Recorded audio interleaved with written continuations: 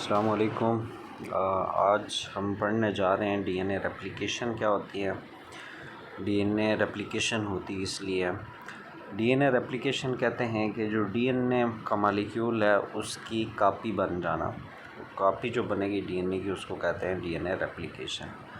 बनती किस लिए है? क्योंकि जब सेल डिवाइड होता है, एक सेल से दो बनते हैं, उस डिवीजन से पहले सेल को डीएनए की इक्वल डिस्ट्रीब्यूशन के लिए जो है क्या चीज़ है, सेम कॉपी चाहिए होती है। उस लिए डीएनए की रेप्लिकेशन होती है ताकि आइडेंटिकल कॉपीज़ बनाई जा सकें और इक्वली डिस्ट्रीब्यूट किया जा सके। पर्पज़ है cell need to make a copy of DNA before dividing, so each daughter cell has a complete copy of genetic information। ये इसका पर्पज़ है। अब जिसको हम लोग डीएनए रेप्लिकेशन देखते हैं, डीएनए रेप्लिकेशन के लिए 3 प्रपोज मॉडल पेश किए गए थे। उनमें से पहला मॉडल है, एक मॉडल है जिसको कहते हैं semi conservative model of replication. Semi conservative model of replication ये कहता है कि जब रेप्लिकेशन होती है, जो पेरेंटल डीएनए इसके दोनों स्ट्रैंड ओपन हो जाते हैं। एक स्ट्रैंड इधर आप पिंक कलर की फॉर्म में देख रहे होंगे, दूसरा इधर देख रहे होते हैं। जो पेरेंटल स्ट्रैंड दोनों अलग हुए हैं, ये पेरेंटल स्ट्रैंड जो है ये एज ए टेम्पलेट यूज़ होते हैं, ठीक है। और टेम्पलेट यूज़ होने के बाद जो दूसरा स्ट्रैंड होता है वो न्यूली सिंथेसाइज होता है। इसके अंदर आप देखेंगे एक पिंक कलर में है जो कि पेरेंटल स्ट्रैंड है, और दूसरा ब्लू कलर में ये न्यूली सिंथेसाइज है, सेम इसी तरह से। फिर अब इसके दोनों स्ट्रैंड अलग होंगे, एक पेरेंटल स्ट्रैंड यहाँ पे आएगा, एक पेरेंटल स्ट्रैंड यहाँ पे आएगा। अब ये दोनों एज ए टेम्पलेट यूज़ होंगे और अपना अपना नया स्ट्रैंड सिंथेसाइज कर लेंगे। इस तरह का जो मॉडल है रेप्लिकेशन का, ये कहलाता है semi conservative model of replication कहलाता है।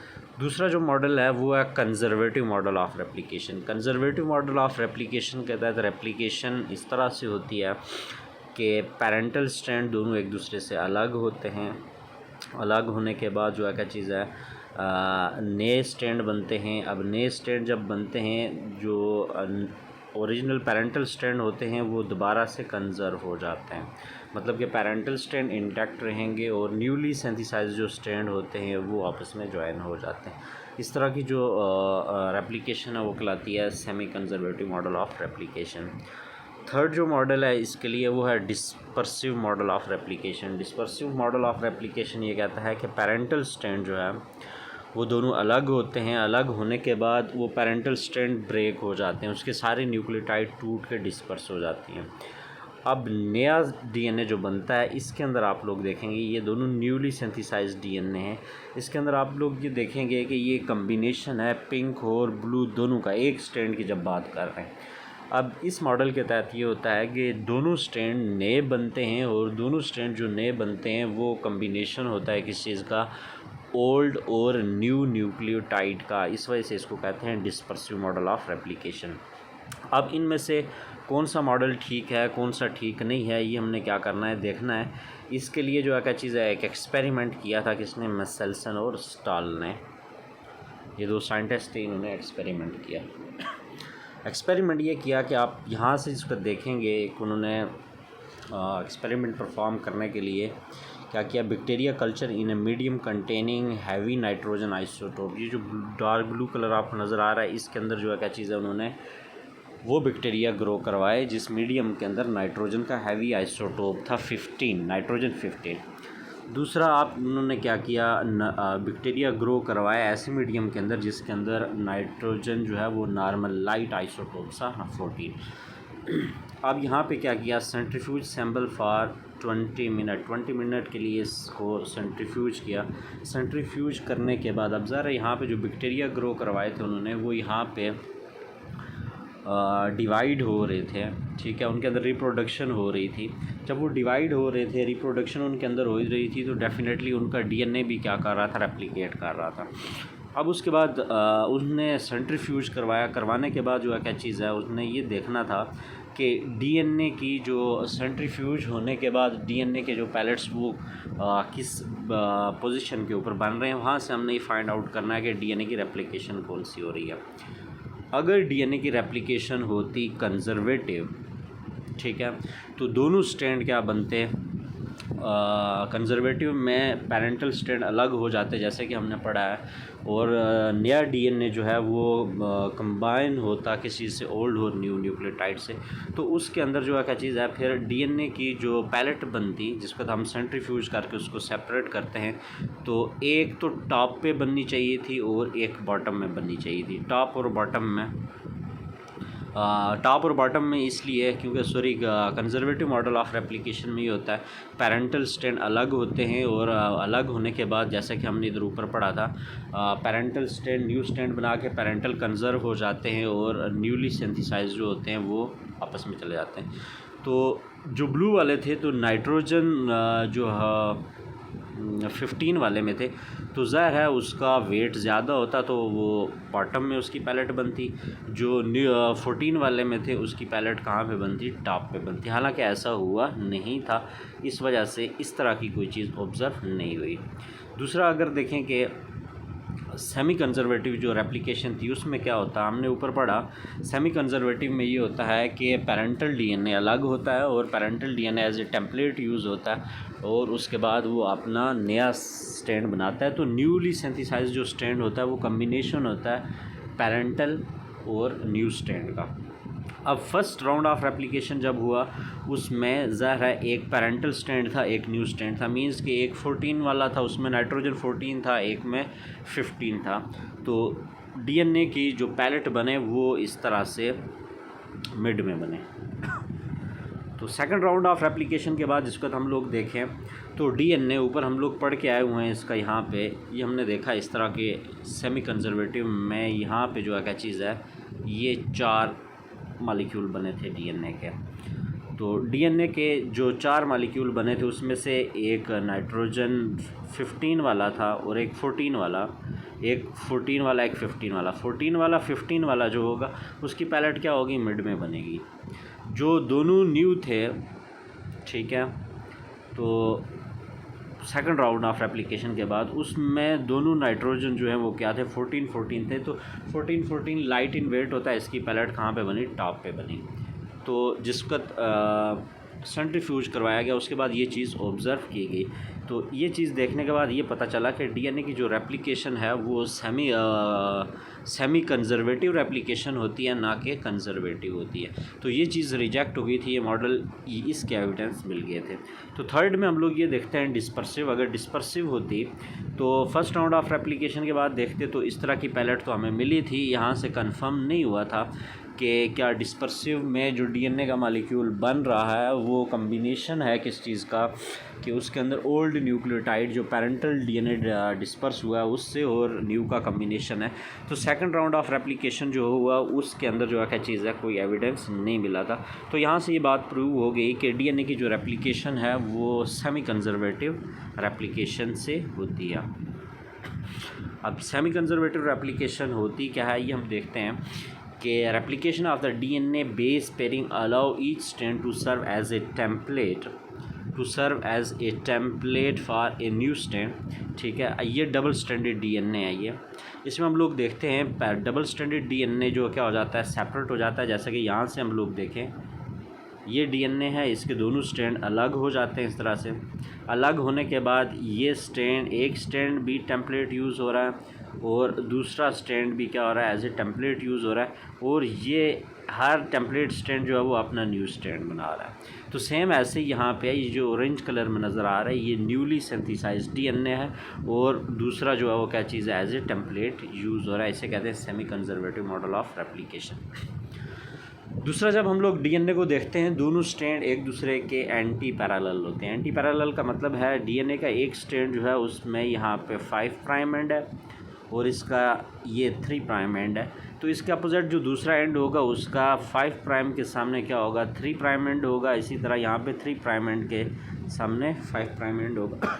इस तरह की जो अरेंजमेंट होती है इसे कहते हैं एंटी पैरेलल। ठीक है, अब न्यू न्यूक्लियोटाइड जो ऐड होती है वो इस तरह से ऐड होती है कि ये जो लास्ट न्यूक्लियोटाइड है इसका यहाँ पे 5 प्राइम का मतलब ये हुआ कि इसका कार्बन नंबर 5 यहाँ पे आ रहा है, और कार्बन नंबर 5 के ऊपर यहाँ फास्फेट ग्रुप है। ये फास्फेट ग्रुप न्यू न्यूक्लियोटाइड की जो कार्बन नंबर 3 है उसके साथ यहाँ पे क्या करता है, लिंक करता है। आगे चलते हैं। बॉन्डिंग अगर देखें, डीएनए के अंदर दो तरह की बॉन्डिंग होती हैं। एक जो हम लोग देखते हैं, जो डीएनए का स्ट्रैंड आपस में एक दूसरे के साथ इस तरह से पेयरिंग होता है, एक न्यूक्लियोटाइड और दूसरे न्यूक्लियोटाइड के दरमियान में ये जो बॉन्डिंग बन रही होती है फास्फेट और क्या कहते हैं ग्लूकोज के बीच में, सॉरी यहाँ पे जो शुगर है, शुगर के बीच में ये बॉन्ड कहलाता है कोवलेंट बॉन्ड होता है, और ये कहलाता है फास्फोडाइस्टर बॉन्ड कहलाता है। ये होता है POC बॉन्ड। POC इसलिए कहते हैं क्योंकि फास्फेट, यहाँ आप लोग अगर इसको देख सकें तो हम कहते हैं कि ये यहाँ पे अगर देखें ये फास्फेट है और साथ में ये ऑक्सीजन है, और दूसरी साइड के ऊपर ये जो यहाँ पे शुगर है इसका कार्बन यहाँ पे होता है। तो कार्बन की वजह से हम कहते हैं कि यहाँ पे POC बॉन्ड बन रहा होता है। ये कहलाता है क्या चीज़? Phosphodiester bond. दूसरी बॉन्डिंग जो होती है वो जो दो स्ट्रैंड होते हैं डीएनए स्ट्रैंड के, जो बेसिस होती हैं उन बेसिस के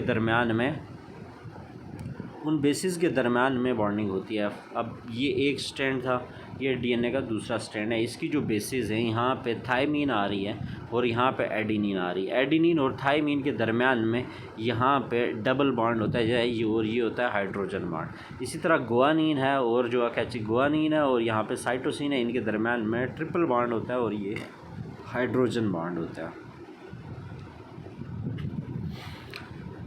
डीएनए की रेप्लिकेशन होती कैसे है, उस रेप्लिकेशन की तरफ जाएंगे, जिसको हम बात करते हैं यूकैरियोट्स की। यूकैरियोट्स का जो डीएनए होता है उस डीएनए के अंदर एक से ज़्यादा साइट के ऊपर जो क्या चीज़ है रेप्लिकेशन स्टार्ट होती है एक वक्त में। अब फॉर एग्जांपल ये वो पॉइंट है जहाँ पे रेप्लिकेशन क्या हो रही है, स्टार्ट हो रही है 2, 3। वो पॉइंट जिस पॉइंट से रेप्लिकेशन स्टार्ट होती है उस पॉइंट को कहा जाता है ओरिजिन ऑफ रेप्लिकेशन कहा जाता है। अब ये पेरेंटल डीएनए था, जहाँ पे रेप्लिकेशन स्टार्ट होगी वो आगे देखेंगे कौन से एंजाइम इसमें यूज़ होते हैं। तो डीएनए वहाँ से ओपन हो जाता है, इस तरह से बबल लाइक स्ट्रक्चर बन जाता है, ठीक है। तो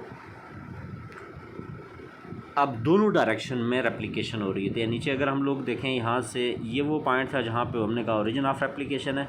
इधर से इस डायरेक्शन में भी हो रही है, इस डायरेक्शन में, दोनों डायरेक्शन में होती है। अब रेप्लिकेशन होने के बाद इस तरह से रेप्लिकेशन होने के बाद अगर हम लोग देखें इस तरह से डीएनए के 2 मॉलिक्यूल बन जाते हैं।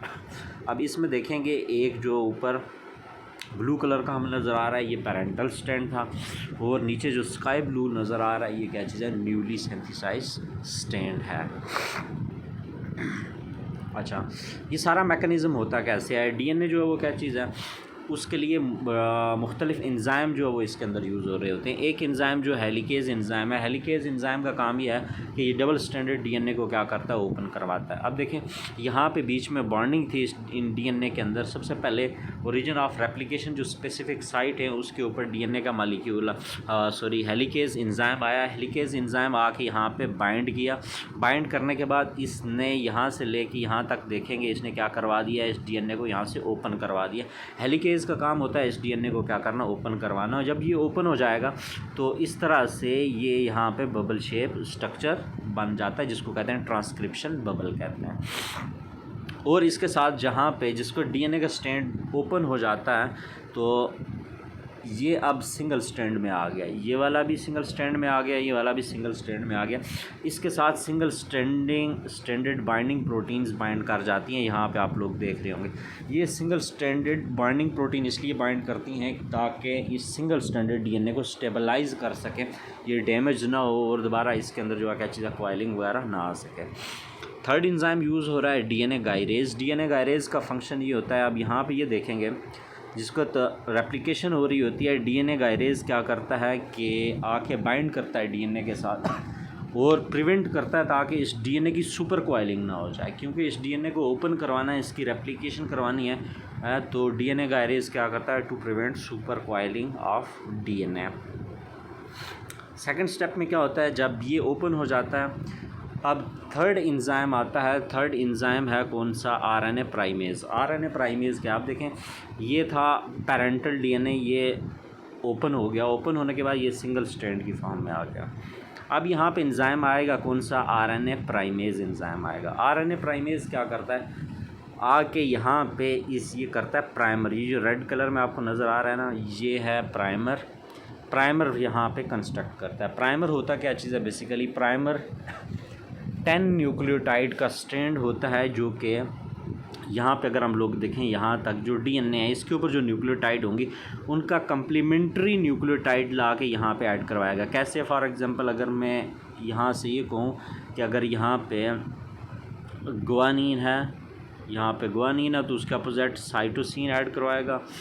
साइटोसिन है तो गुआनिन ऐड करवाएगा। एडिनिन है तो एडिनिन के सामने यूरासेल ऐड करवाएगा, क्योंकि आरएनए प्राइमर है तो इसने आरएनए न्यूक्लियोटाइड का स्ट्रैंड यहाँ पे 10 न्यूक्लियोटाइड का स्ट्रैंड यहाँ पे बनाना है। वो इसलिए बनाना है क्योंकि नेक्स्ट जो एंजाइम है जिसको हम कहते हैं रेप्लिकेटिंग एंजाइम, डीएनए जो पॉलीमरेज है, वो खुद रेप्लिकेशन नहीं करवा सकता। वो सिर्फ क्या करता है, जो पहले से मौजूद स्ट्रैंड होगा उस स्ट्रैंड के ऊपर सिर्फ न्यूक्लियोटाइड को ऐड करवा के उस स्ट्रैंड की एक्सटेंशन करवा सकता है। उसके लिए आरएनए प्राइमर जो है वो कंस्ट्रक्ट करवाया जाता है ताकि डीएनए पॉलीमरेज इसको रिकॉग्नाइज करके यहाँ पे इसके साथ आके बाइंड करे और फर्दर आगे इसकी इस तरह से रेप्लिकेशन करवा सके। अब जब प्राइमर यहाँ पे बाइंड हो जाता है, बन गया, तब जो है वो क्या चीज़ है, इसकी एक्सटेंशन होगी, इसकी रेप्लिकेशन होगी। रेप्लिकेशन में क्या होता है कि build daughter DNA strand add new complementary bases. ये कम्प्लीमेंट्री बेसिस कौन करता है? ये एक एंजाइम है जिसको कहते हैं डीएनए पॉलीमरेज 3। ये पॉलीमरेज 3 एंजाइम क्या करता है? सिंपली ये यहाँ पे जहाँ पे प्राइमर है, प्राइमर के साथ आके यहाँ पे क्या करेगा, जहाँ पे प्राइमर बना था इसके साथ आके बाइंड करेगा। बाइंड करने के बाद ये नीचे पेरेंटल स्ट्रैंड पहले से मौजूद था, ये यहाँ पे क्या करेगा, न्यू न्यूक्लियोटाइड ऐड करवाएगा। जो डीएनए की न्यूक्लियोटाइड है उसके बिल्कुल कम्प्लीमेंट्री न्यूक्लियोटाइड ऐड करवाएगा और यहाँ से डीएनए के स्ट्रैंड को क्या करवाएगा, ग्रो करवाना शुरू करेगा ताकि रेप्लिकेशन क्या हो सके, कंप्लीट हो सके। जैसे कि आप यहाँ पे देखेंगे ये एक पेरेंटल स्ट्रैंड था, ठीक है। ये न्यूक्लियोटाइड यहाँ पे साइटोसिन है, इसके सामने उसने गुआनिन ऐड करवाई। एडिनिन के थाइमिन के सामने एडिनिन ऐड करवाई। गुआनिन के सामने साइटोसिन ऐड करवाई। एडिनिन के सामने थाइमिन ऐड करवाई। इसी तरह यहाँ पे गुआनिन है, गुआनिन के सामने ला के यहाँ पे साइटोसिन ऐड करवाएगा। तो ये स्ट्रैंड यहाँ से इस डायरेक्शन में क्या करता रहेगा, ग्रो करता रहेगा। अब 4th स्टेप में क्या होता है, जब रेप्लिकेशन कंप्लीट हो जाती है, यहाँ रेप्लिकेशन जब क्या होगा, कंप्लीट हो जाएगी। कंप्लीट होने के बाद अब सारे डीएनए के स्ट्रैंड के ऊपर डीएनए न्यूक्लियोटाइड हैं, सिवाय इस पोर्शन के जहाँ पे क्या था, आरएनए प्राइमर था। अब आरएनए प्राइमर को रिमूव करना ज़रूरी है क्योंकि ये डीएनए का मॉलिक्यूल है, आरएनए का मॉलिक्यूल नहीं है। यहाँ से प्राइमर को रिमूव करवाना ज़रूरी है। अब प्राइमर के लिए होता क्या चीज़ है, एक और एंजाइम है जिसे कहते हैं क्या चीज़, डीएनए पॉलीमरेज 1।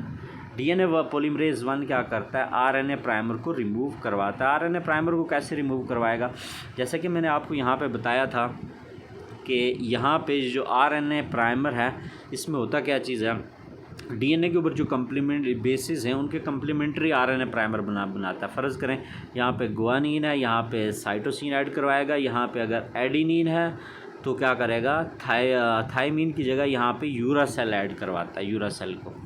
अब डीएनए पॉलीमरेज 1 सिंपल ये करता है, आके जहाँ पे यूरासेल की न्यूक्लियोटाइड है उन न्यूक्लियोटाइड को रिमूव करेगा। अगर यहाँ पे डीएनए के ऊपर एडिनिन है, उसके सामने यूरासेल है, वो यूरासेल को यहाँ से क्या करवाएगा, रिमूव करवाने के बाद यहाँ पे वो क्या करवाएगा, एडिनिन के सामने थाइमिन को ऐड करवाएगा, क्योंकि थाइमिन जो है ये डीएनए के न्यूक्लियोटाइड है। इस तरह से वो न्यूक्लियोटाइड को ऐड करवा के जिसका सारी न्यूक्लियोटाइड आरएनए वाली रिमूव कर देगा, डीएनए वाली ऐड हो जाएंगी, तो हम कहते हैं कि यहाँ से इसने क्या कर दिया, आरएनए प्राइमर को रिमूव कर दिया। अच्छा, नेक्स्ट जो है जिसको हम कहते हैं कि डीएनए की रेप्लिकेशन होती है, 2 स्ट्रैंड होते हैं, दोनों स्ट्रैंड को अलग कर दिया। यहाँ पे आप लोग देखेंगे 3 प्राइम है और यहाँ पे क्या चीज़ है, 5 प्राइम है, और दूसरा स्ट्रैंड जो है यहाँ पे 3 प्राइम है और यहाँ पे क्या चीज़ है, 5 प्राइम। अब रेप्लिकेशन जो होती है ना, वो याद रखिएगा, रेप्लिकेशन हमेशा 5 प्राइम से 3 प्राइम की डायरेक्शन में होती है, ठीक है। अब नेक्स्ट स्ट्रैंड, अब ये वाला जो पॉइंट है ना, जहाँ तक ये डीएनए का मॉलिक्यूल ओपन हुआ है, यहाँ से आगे ओपन होना है, इसको कहते हैं रेप्लिकेशन 4 कहते हैं इस पॉइंट को, ये ज़हन में रखिएगा। अब डीएनए की जो रेप्लिकेशन होगी, अब देखिएगा जो यहाँ पे 3 प्राइम एंड था डीएनए का, इसके सामने जो नया स्टैंड बनेगा उसके वो होगा यहाँ पे, उसके सामने 5 प्राइम एंड है और इस एंड के ऊपर क्या होगा 3 प्राइम। इसका मतलब ये हुआ कि यहाँ पे जो डीएनए की रेप्लिकेशन है वो 5 प्राइम से 3 प्राइम की तरफ होगी। तो 5 प्राइम से 3 प्राइम की तरफ जब होगी ये स्ट्रैंड तो कंटिन्यूसली यहाँ से इस डायरेक्शन में क्या करेगा, बनेगा।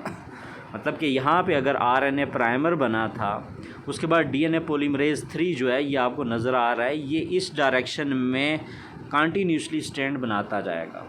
तो ऐसा स्ट्रैंड जिसको हम कहते हैं जिसके ऊपर रेप्लिकेशन कंटिन्यूसली हो रही है, उसके बीच में कोई ब्रेक नहीं आ रहा हो, ऐसी ये स्ट्रैंड कहलाता है क्या चीज़, लीडिंग स्ट्रैंड कहलाता है। ये ज़हन में रखिएगा।